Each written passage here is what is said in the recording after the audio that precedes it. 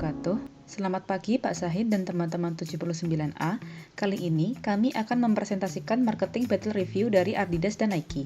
Sebelumnya, perkenalkan kami dari kelompok 4 yang beranggotakan Muhammad Nur Oktavian, Nur Samsurya, Rafita Hida Maharani, Rizaldi Nuriansyah, Salsabila Ardika Panjaitan, dan Septa Kurnia Hedriansyah.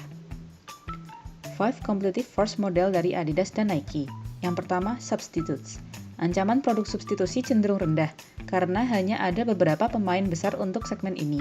Kalaupun ada penjual sepatu serupa, kualitas, desain, dan mereknya sulit menyaingi Adidas dan Nike. Yang kedua, suppliers. Supplier utama memiliki bargaining power yang rendah karena supplier terdistribusi secara global dan jumlah yang banyak dalam rantai pasokan. Nike dan Adidas memiliki kontrol untuk mengatur semua standar kualitas dan harga bahan baku. Yang ketiga, buyers. Pembeli memiliki bargaining power yang rendah karena ukuran perusahaan terlalu besar bagi konsumen untuk memberikan tekanan. Kualitas, pelayanan, dan harga yang disediakan tergantung dari perusahaan. Yang keempat, new entrants. Ancaman pendatang baru sangat rendah karena membutuhkan investasi yang sangat besar untuk dapat bersaing secara global dengan Adidas dan Nike. Yang kelima, competitive rivalry. Tingkat persaingan kompetitif pada industri sepatu cenderung tinggi, karena Adidas dan Nike memiliki kompetitor seperti Puma, Under Armour, New Balance, dan lain-lain. Kemudian, consumer behavior profile. Yang pertama mengenai segmen. Konsumen Nike dan Adidas berasal dari berbagai golongan usia, mulai dari anak-anak hingga dewasa. Mereka fokus pada konsumen yang memiliki ketertarikan pada olahraga. Yang kedua, customer value. Nike dan Adidas memiliki desain yang menarik, trendy, dan berkualitas. Faktor-faktor ini berbanding lurus dengan harga yang ditawarkan kepada konsumen. Yang ketiga, produk item. Sepatu yang ditawarkan tersedia untuk berbagai macam cabang olahraga, seperti lari, futsal, sepak bola, tenis, golf, basket, dan lain-lain. Yang keempat, frequency and timing. Pelanggan tertarik untuk membeli ketika Nike dan Adidas menerbitkan koleksi terbaru dengan desain yang menarik, ketika outlet mengadakan diskon, dan hari raya. Yang kelima, normal situation. Konsumen Nike dan Adidas dapat membeli produk mereka di toko retail yang tersebar di pusat perbelanjaan, website resmi tiap negara, dan e-commerce lokal maupun internasional. Yang keenam, buying role. Pembayaran di toko retail dapat dilakukan dengan cash, debit, atau credit card, sedangkan transaksi online dapat melalui transfer bank dan dompet digital. Selanjutnya, kita akan membahas sejarah dan profil dari Adidas dan Nike. Adidas adalah salah satu merek global yang paling dikenal dalam industri alas kaki dan pakaian olahraga saat ini. Adidas merupakan perusahaan multinasional yang berasal dari Jerman. Adidas juga merupakan salah satu merek sepatu olahraga tertua yang didirikan pada tahun 1936. Selama beberapa dekade, Adidas menjadi pelopor yang tidak memiliki kompetitor di dalam industri, hingga Nike muncul pada awal 1980-an. Ini adalah awal kemunduran bagi Adidas, sehingga perusahaan harus memiliki strategi pemasaran yang inovatif untuk dapat bersaing dengan Nike dan memenangi pasar. Adanya pesaing membuat Adidas semakin berinovasi untuk produknya dan strategi pemasarannya, sehingga pada tahun 2020, Adidas masuk ke dalam daftar perusahaan paling berharga menurut Forbes. Nike didirikan pada bulan Januari 1964 oleh Philip Knight dan Bill Bowerman. Awalnya, Nike bernama Blue Ribbon Sports dan berubah nama menjadi Nike. Nike meluncurkan produk sepatunya pada tahun 1972. Sejak akhir 1980-an, Nike terus memperluas bisnisnya dan mendiversifikasi lini produknya melalui beberapa akuisisi, termasuk Cole Haan, Converse Inc., Kenstar Sports, dan Umbro. Kondisi pandemi COVID-19 membuat bisnis aparel anjlok.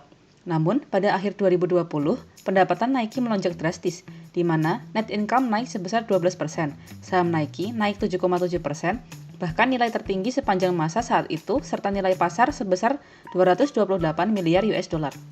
Menurut John Donahoe sebagai CEO Nike, strategi yang dipilih Nike selama pandemi sebenarnya sudah direncanakan sebelum adanya pandemi. Tetapi, kondisi pandemi membuat keputusan ini perlu diakselerasi agar memberikan pengalaman belanja yang lebih premium. Ada 3 strategi penting yang dilakukan oleh Nike, yaitu going direct to consumers, double down on digital, dan build experiential stores. Selanjutnya, portofolio produk. Secara keseluruhan, portofolio produk Adidas cukup lengkap. Di bidang pakaian, Adidas menawarkan kaos, celana pendek, baju olahraga, jaket, pakaian renang, bra olahraga, hoodies, dan sebagainya. Adidas juga memiliki aksesoris olahraga seperti tas, kacamata hitam, kacamata, jam tangan, parfum dan lotion, serta peralatan olahraga seperti bola. Konsentrasi utama Adidas adalah menyediakan barang olahraga berkualitas tinggi untuk para atlet dan anak muda. Perusahaan ini memiliki banyak penawaran untuk hampir semua olahraga yang dapat kita pikirkan, dari bola basket, lari, senam, renang, baseball, skateboard, dan sebagainya. Di semua kategori dan olahraga ini, produk Adidas menonjol tidak hanya karena desainnya yang sangat keren, tetapi juga karena fitur inovatif yang memenuhi kebutuhan pelanggan. Nike menyediakan produk untuk mengembangkan potensi yang dimiliki setiap individu dengan menciptakan inovasi serta produk yang berkelanjutan dan bisa memberikan dampak yang positif pada komunitas. Produk Nike terdiri dari sepatu, sandal, pakaian, kaos kaki, tas, topi, aksesoris, dan perlengkapan lainnya. Jenisnya pun bermacam-macam, dari kegunaan untuk olahraga lari, basketball, football, gym dan training, skateboarding, tenis, golf, bahkan yoga. Terdapat juga fitur Nike by You, di mana konsumen bisa melakukan customize desain sepatu yang diinginkan dari jenis sepatu, gender, warna, dan kegunaannya. Selanjutnya, bisnis performance record yang dilakukan berdasarkan data survei terbaru. Yang pertama, Brand Finance melakukan survei pada April 2020 dan Nike menjadi produk busana yang memiliki nilai merek terbesar di dunia, yaitu 34,8 miliar US dollar yang setara dengan sekitar 490,7 triliun rupiah. Sedangkan Adidas berada di peringkat ketiga dengan nilai merek 16,5 miliar US dollar. Selanjutnya, grafik kedua berasal dari Populix yang melakukan survei pada Desember 2021 lalu. Hasil survei menunjukkan bahwa Adidas menjadi merek fashion terfavorit yang dibeli atau dipakai di Indonesia, sedangkan Nike berada di peringkat kelima.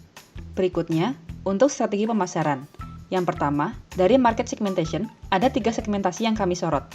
Dari segi geografis, segmentasi geografi merupakan masyarakat di perkotaan yang ada di setiap negara di dunia. Lalu dari segi demografi, kedua brand ini menargetkan semua usia, jenis kelamin, pendidikan, pekerjaan, dan lainnya. Kemudian, dari segi psikografi, perusahaan menargetkan pelanggan berdasarkan kepribadian, aktivitas, minat, dan gaya hidup yang bersedia membayar mahal untuk mendapatkan kualitas yang baik. Kemudian, yang kedua, market targeting. Target pasar Adidas dan Nike adalah peserta olahraga, termasuk atlet profesional yang memiliki level tertinggi dalam industri olahraga, serta non-atlet yang menyukai fashion sporty dan inovatif. Lalu yang ketiga, brand positioning. Brand positioning dari Adidas dan Nike adalah merek olahraga yang berfokus pada konsumen yang mewakili produk-produk berkualitas tinggi dengan desain dan teknologi yang inovatif. Lalu mengenai produk yang kami bandingkan kali ini adalah Adidas Ultra Boost dan Nike Pegasus. Adidas Ultra Boost menjadi sepatu Adidas paling ikonik sepanjang masa, karena dianggap oleh banyak orang sebagai sepatu lari yang ideal. Seri Ultra Boost memberikan kenyamanan kaki saat berlari, bahkan di medan terberat sekalipun. Bantalan kaki yang inovatif dapat meningkatkan energi dan membuat penggunanya terus berolahraga jauh lebih lama dari yang dia pikirkan. Sedangkan, sepatu lari yang ditawarkan oleh Nike yaitu seri Pegasus, yang dikenalkan sejak 1983 dan merupakan sepatu lari terlaris sepanjang masa Nike. Tidak sedikit atlet pelari yang menggunakan seri ini selama pertandingan mereka.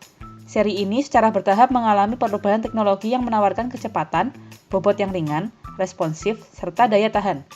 Desain terbaru dari seri Pegasus yang menawarkan lebih banyak ruang pada ujung jari, memberikan material yang lebih nyaman, juga kinerja yang baik bagi atlet maupun individu yang baru memulai untuk berlari. Untuk harga, Adidas umumnya menargetkan pelanggan kelas atas yang bersedia membayar untuk kualitas. Oleh karena itu, harga premium merupakan ciri khas produk Adidas. Dengan kualitas unggul mereka, produk memang pantas untuk label harga yang mahal. Adidas selalu menggunakan salah satu dari 2 strategi dalam hal penetapan harga, yaitu competitive pricing strategi dan skimming pricing strategi. Rentang harga produk yang ditawarkan Nike sangatlah bervariasi. Produk termurah sebesar Rp78.000 dan termahal pada harga Rp8.390.000. Harga produk Nike termasuk mahal jika dibandingkan dengan pesaingnya. Tetapi, hal ini sebanding dengan produk yang didapatkan, sebab Nike tentunya menggunakan bahan dan teknologi yang berkualitas. Beberapa tahun terakhir, Nike juga mengambil banyak keputusan besar, seperti menutup store hingga menghentikan kerjasama dengan pihak ketiga. Semua ini untuk menekan harga produk yang tinggi di pasar yang harus dibayarkan oleh konsumen. Nike memiliki 3 strategi dalam penentuan harga produk, yaitu dengan diferensiasi, low cost, dan fokus. Lalu, Integrated Marketing Channel. Dari communication channel, digital marketing dilakukan melalui berbagai sosial media, termasuk YouTube dan Instagram. Secara offline, kedua perusahaan menggunakan media cetak seperti majalah, koran, dan billboards. Selain itu, kedua perusahaan juga menggunakan aplikasi dan website perusahaan untuk kanal komunikasinya. Lalu dari distribution service channel, yang pertama, kedua perusahaan memiliki toko offline. Dari data terakhir, Adidas mengoperasikan 177 toko di seluruh negara bagian di Amerika kecuali New Mexico. California adalah negara bagian dengan gerai Adidas terbanyak, dengan total 29 gerai. Di luar Amerika Serikat, Adidas memiliki lebih dari 1.200 toko konsep, ditambah ribuan gerai multimerek dari toko retail olahraga lainnya yang menjual barang dagangannya. Berdasarkan data dari website resmi Nike, terdapat total 1.972 store yang tersebar di beberapa negara. Setelah memutuskan menutup beberapa store dan memutuskan kerjasama dengan pihak ketiga, Nike lalu mendirikan flagship store di 3 lokasi, yaitu New York, Shanghai, dan Paris. Nike menyebutnya House of Innovation, di mana store ini dapat memberikan pengalaman teknologi tersendiri pada konsumen mereka. Di dalam House of Innovation terdiri dari 4 area, yaitu City Shop, Nike Arena, Nike Sneaker Lab, dan juga Nike Bayou. Nike juga mendirikan Nike Live, yaitu store yang memiliki konsep dari member untuk member. Nike Live tidak hanya hubungan transaksional, tapi juga pengalaman online ke offline dan juga sebaliknya. Store jenis ini menawarkan pengambilan produk yang sudah dipesan atau dibayarkan secara online. Khusus di Nike Live yang terletak di Tokyo, terdapat Nike Plus Unlock Box, di mana mesin penjual otomatis berisi produk yang bisa ditukarkan oleh member melalui kartu member yang ada di aplikasi Nike. Nike Live terdapat di beberapa lokasi, seperti di Los Angeles, Tokyo, dan California. Cara promosi terbaru dari Nike, yaitu pengiriman menggunakan drone, telah dilakukan sejak bulan lalu untuk mempromosikan sepatu terbaru mereka. Nike berkolaborasi dengan AKQA, yaitu agensi digital, dalam melaksanakan kampanye ini. Tetapi, saat ini fitur drone drop hanya tersedia di New York dan Los Angeles. Kemudian yang kedua, melalui e-commerce. Untuk toko online, Adidas memiliki akun pedagang resmi untuk memberikan akses yang lebih mudah dan dipersonalisasi kepada pelanggan global. Sementara Nike melakukan penjualan online melalui website resmi, aplikasi Nike, dan juga pihak ketiga. Tetapi Nike memang lebih selektif dalam pemilihan pihak ketiganya. Nike memilih pihak ketiga dalam penjualannya yang memiliki visi yang sama dengan Nike, yaitu ingin menciptakan pengalaman berbelanja yang konsisten, terkoneksi, dan modern. Nike juga percaya penjualan digital mereka akan melebihi target, sebab menurut mereka, digital berpotensi menjadi the majority of business. Lalu, integrated marketing communication melalui iklan TV, sponsor acara, dan kolaborasi dengan selebriti dan juga atlet profesional. Adidas mendekati sejumlah selebriti berpengaruh untuk mewakili mereknya ke target pasar, seperti Kanye West, Beyoncé, Lionel Messi, dan Stella McCartney. Nike juga bekerja sama dengan atlet, tim sepak bola dunia, artis, hingga merek fashion lainnya. Atlet profesional yang pernah bekerja sama dengan Nike seperti Kylian Mbappe, Cristiano Ronaldo, Tiger Woods, Michael Jordan, Serena Williams, Rafael Nadal, dan masih banyak atlet lainnya. Sedangkan, kerjasama Nike di luar atlet yaitu dengan Travis Scott, Anna Wintour, G-Dragon, Drake, Billie Eilish, hingga Dio. Selanjutnya, marketing attack maneuver. Kami melakukan interview kepada 2 orang. Yang pertama, yaitu pelanggan dengan inisial K. Beliau bekerja sebagai desainer dan merupakan pelanggan Adidas. Pada awalnya, beliau membeli Adidas karena adanya varian Ultra Boost yang sangat cocok apabila digunakan dengan tujuan olahraga ringan seperti jogging atau bersepeda. Setelah mencoba beberapa brand sepatu olahraga, beliau merasa Adidas dengan varian Ultra Boost sangat cocok karena mempunyai bahan yang bagus dan breathable, sehingga telapak kaki tetap kering dan dingin. Memang dengan harga yang lebih tinggi dibandingkan kompetitornya, namun sampai saat ini sepatu sangat awet dan belum perlu diganti untuk pemakaian yang lama dan sering. Yang kedua, pelanggan inisial R, merupakan pelanggan Adidas dan Nike, dan beliau merupakan entrepreneur.